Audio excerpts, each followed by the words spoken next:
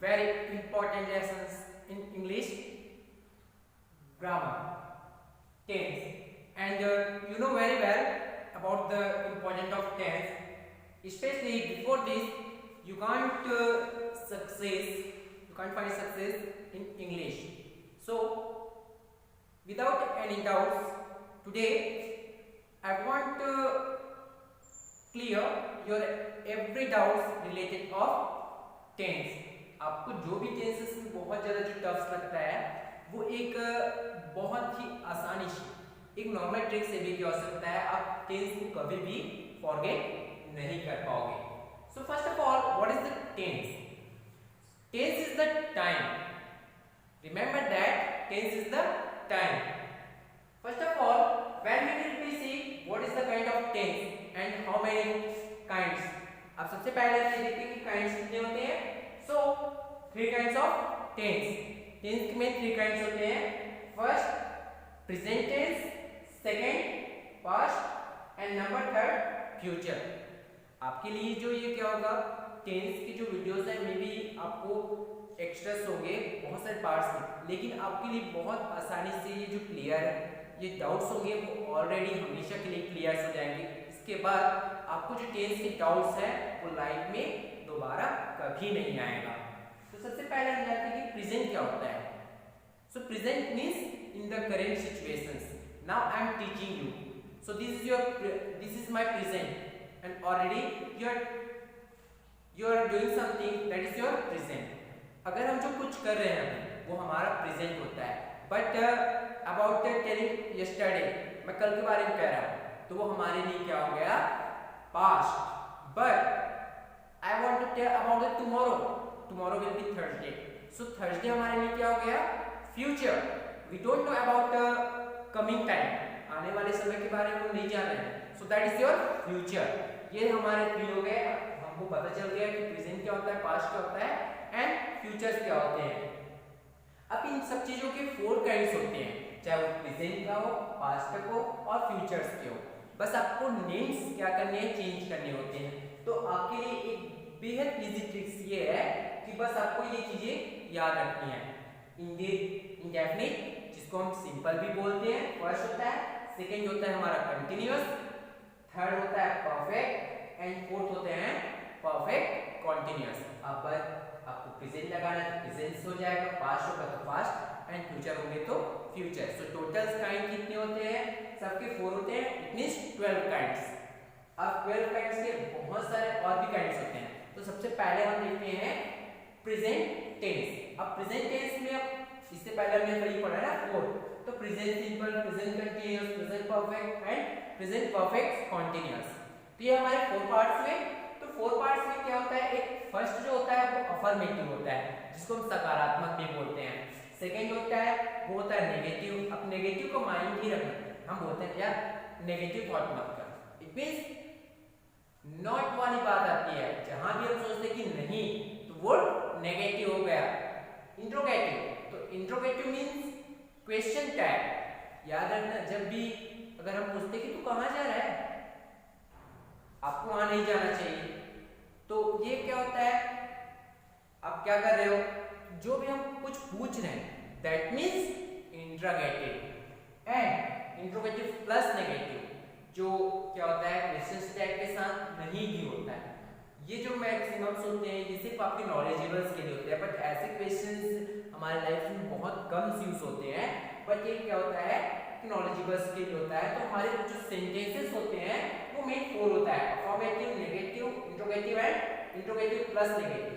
मैंने हर में लिखा नहीं है, बस आपके नॉलेज के लिए फ्रंट में लिख दिया है, बाकी भी आपका सेम ही होगा. तो सबसे पहले याद रखना, बस आपको फिंगर्स पे काउंट करने हैं.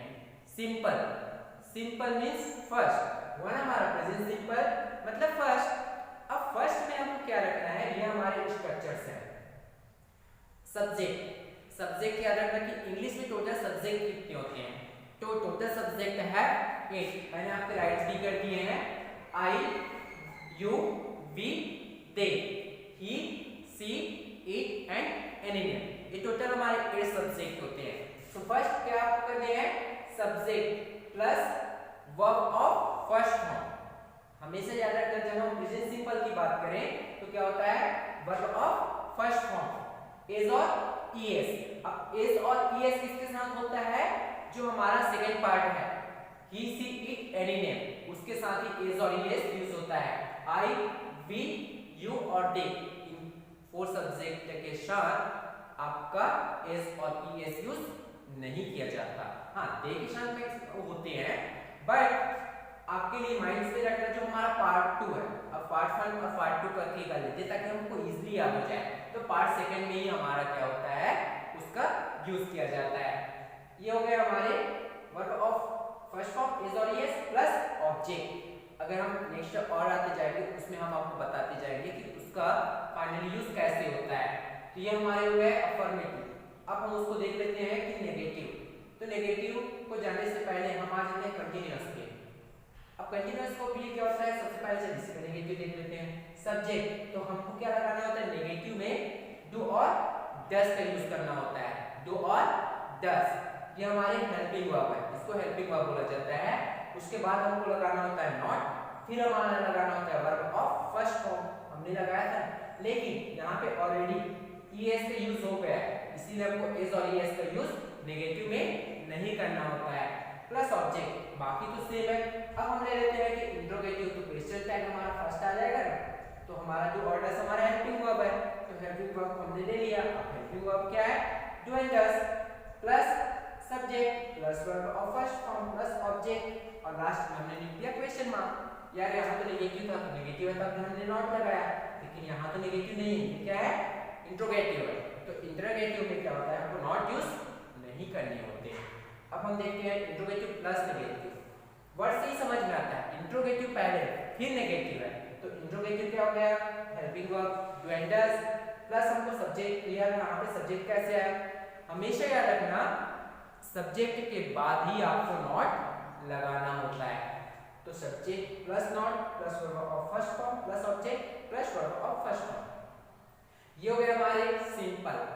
एक चीज याद रखना हमेशा, सिंपल एक ऐसा है जिसमें आपको हमेशा वर्ब ऑफ फर्स्ट फॉर्म ही लगता है, only and only left of past simple.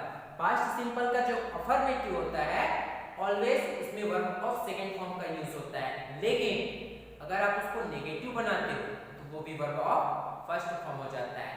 तो ये याद रखना, हम काउंट करते हैं ना, प्रेजेंट सिंपल मतलब फर्स्ट हुआ तो उसमें फर्स्ट फॉर्म लगेगा। सेकंड में आ जाते हैं हम कंटीन्यूअस। वर्ड्स माइंड में रख लेना कि कंटीन्यूअस जहां भी आपने देखा तो उसमें हमेशा वर्ब ऑफ फोर्थ फॉर्म। अब फोर्थ फॉर्म मतलब क्या होता है, आईएनजी फॉर्म का ही यूज होता है। याद रखना जो सेकंड आ गया हमारा कौन सा है, कंटीन्यूअस। जहां भी सेकंड हमने यूज किया फिंगर्स में भी आप काउंट कर सकते हो। सेकंड मतलब कंटीन्यूअस मींस आईएनजी फॉर्म, जिसको हम वर्ब ऑफ फोर्थ फॉर्म भी बोलते हैं। तो इसमें क्या होता है, बेहद इजी होता है, इज एंड आर, ये हमारे क्या होते हैं, जो इज एंड आर होते हैं ये हमारा हेल्पिंग वर्ब होता है। तो जहां भी इज एंड आर हुआ मतलब बहुत आसानी से आप पहचान लोगे कि ये क्या हो रहा है, प्रेजेंट कंटीन्यूअस है। Subject plus is and are plus verb of ING form plus object. अब मैं वन बाय वन आपको बताते जाऊंगा इसके साथ क्या यूज होता है। फिर हम देखते हैं उसका नेगेटिव। तो बस आपको क्या लगाना है, जहां भी हेल्पिंग वर्ब के बाद आपको नॉट लगाने हैं। फिर हेल्पिंग वर्ब आ गया फिर आपको नॉट लगाए, बाकी हमारा सेम होता है। इससे पहले भी हमने देखा कि हमारे हेल्पिंग वर्ब को हम इंट्रोगेटिव में लाते हैं, फ्रंट आता है, फ्रंट में आ गया फिर सब्जेक्ट लगाए, फिर वर्ब का जो फॉर्म होता है आपको उसको यूज करना होता है प्लस ऑब्जेक्ट। वैसे हमने सेम इससे में भी किया है। अब हम देखते हैं आगे परफेक्ट मतलब थर्ड। एक इजी थिंग, फर्स्ट हो गया, सेकंड, थर्ड हो गया और ये आपका फोर्थ हो गया। तो फर्स्ट में हमने फर्स्ट फॉर्म लगाया, सेकंड में भी हमने फोर्थ फॉर्म लगाया क्योंकि कंटीन्यूअस है। थर्ड, तो आप याद रखना कि नंबर के अकॉर्डिंग थर्ड मतलब आपको हमेशा वर्ब ऑफ थर्ड फॉर्म ही लगाना है। परफेक्ट अगर तो थर्ड नंबर हुआ और परफेक्ट जहां भी आया वहां पे आपको थर्ड फॉर्म लगाने हैं। तो इसका हेल्पिंग वर्ब बस आपको पहचानना है, वो होता है हैज और हैव। क्या होता है, हैज और हैव। फिर हो गया सब्जेक्ट, हैज और हैव कैसे यूज होता है उसको बताऊंगा मैं। फिर होता है वर्ब ऑफ थर्ड फॉर्म, मैंने आपको बताया था ना कि कौन सा नंबर का है, third number, third form use हुआ प्लस ऑब्जेक्ट।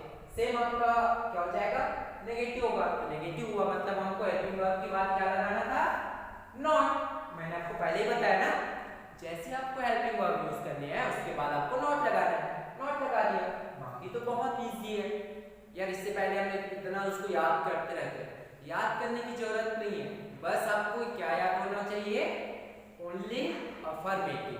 यार अफर्मेटिव याद हुआ मतलब हमारे जो 48 ये हुआ 12 इसके हो गए, फिर सेकंड 12 आया, फिर 12 से आएंगे, और 12 और 12 फॉर्म्स क्या होते हैं, ये तो हमारे 12 बच गया, यहाँ पे तो 16 हो गया, अब 16 ये 48 तो 48 हो गया, लेकिन ये हर जगह यूज तो होता नहीं, बट इंपॉर्टेंट हमारे ये 3 होते हैं, अफर्मेटिव, नेगेटिव और इंट्रोगेटिव। तो ये वैसे हमारे इक्वल्स हो गया। फिर आ जाते हैं हम फोर्थ नंबर पे, आपको मे भी बहुत समझ में आ रहा होगा।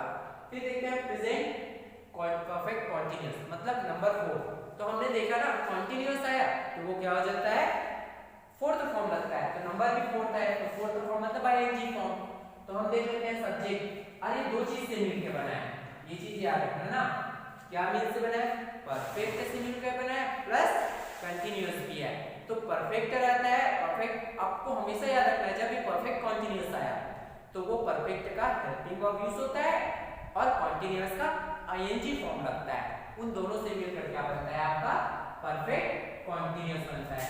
तो सब्जेक्ट, अब परफेक्ट कॉन्टिन्यूअस का हेल्पिंग वर्ब क्या होगा, क्योंकि परफेक्ट का हेल्पिंग वर्ब क्या था, हैज और हैव, तो यहाँ पे हैज और हैव, लेकिन एक चीज आपको ऐड करना पड़ेगा, वो क्या होता है, बीन। बस आपको सबसे पहले और सबसे आसानी से आपको पहचान हो जाएगा, जब भी आप B double E and been देखोगे, means you will be understand this is the present perfect continuous और पास्ट परफेक्ट कॉन्टिन्यूअस और फ्यूचर परफेक्ट कॉन्टिन्यूअस। कोई भी कंटीन्यूअस हो, परफेक्ट कॉन्टिन्यूअस हो, बीन लगा मतलब वो परफेक्ट कॉन्टिन्यूअस है ही। बस आपको पहचानना कैसे है, हेल्पिंग वर्ब को देखकर। तो हैज और हैव लगा है प्लस बीन मतलब परफेक्ट कॉन्टिन्यूअस है प्रेजेंट का, फिर verb of ING form, subject, since और फॉर। कभी-कभी क्या होता है, जो सेंटेंस के बाद सिंस और फॉर का यूज किया जाता है, लेकिन विदाउट सिंस और फॉर का भी यूज किए बिना आपका परफेक्ट कॉन्टिन्यूअस बन जाता है। नेगेटिव, बस आपके लिए सबसे इंपॉर्टेंट है वो चीजें याद रखना, नेगेटिव। इससे पहले हमने हमेशा आपको बता रहा था ना कि यहाँ पे तो बीन भी लगा है, हैव बीन और हैज बीन, तो उसके बाद आपको नॉट लगाना चाहिए, कभी नहीं। मैंने आपको हमेशा बताया है कि नॉट कब लगाते हैं, आफ्टर हेल्पिंग वर्ब।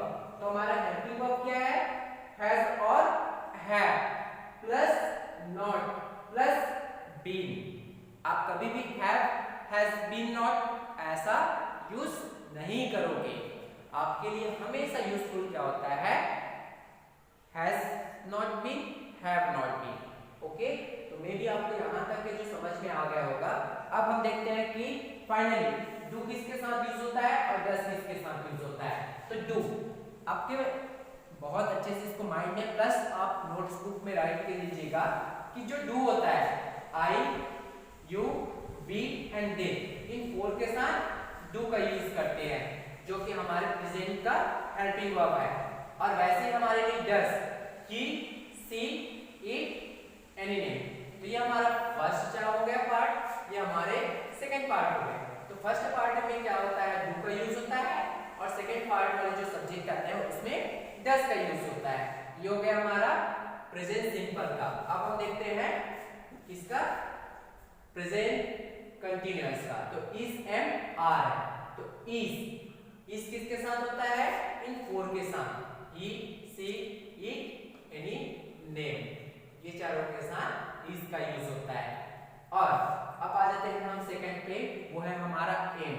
एम एक ऐसा है जो एक सिंगल पार्ट होता है, वो होता है सिर्फ आई के साथ, और जो हमारे बच गए यू, वी एंड दे, इन तीनों के साथ आर का यूज होता है। आया समझ में, इसके साथ होता है यू, वी एंड दे के साथ आर का यूज होता है। तो आपको तो इतना तो समझ में आ गया होगा।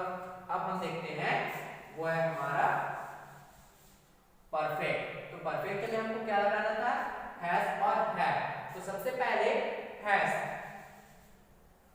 अब हैज देखना है, तो ये हो गया हमारा हैज, किसके साथ लगता है, ही, सी, इट, एनी, नेम के साथ हमारे क्या लगते हैं, हैज लगता है। और जो हैव है वो हमारे इन फर्स्ट में लगता है। जो हमारा पहला था, पहला मतलब क्या है, आई, यू, वी और दे, इन चारों के साथ हैव का यूज होता है और सेकंड पार्ट के साथ हैव का यूज होता है। अब जैसे हम प्रेजेंट परफेक्ट कंटीन्यूअस में आएंगे, सिर्फ हमको क्या यूज करनी है, बीन, हैव बीन हो जाएगा और ये हैज बीन हो जाएंगे। आई होप आपको ये यहाँ तक बहुत अच्छे से समझ में आ गया होगा। और भी हमारे आगे के वीडियोस बनेंगे जिसमें आपको वन बाय वन इस तरीके से हमारा सेकंड पार्ट बनेगा, फिर थर्ड, भले पार्ट ज्यादा होंगे लेकिन आपका जो क्लियर है डाउट्स है वो हमेशा के लिए क्लियर हो जाएगा। अगर आपको ये वीडियो अच्छा लगा तो please subscribe my channel, like my video, this is all, thank you.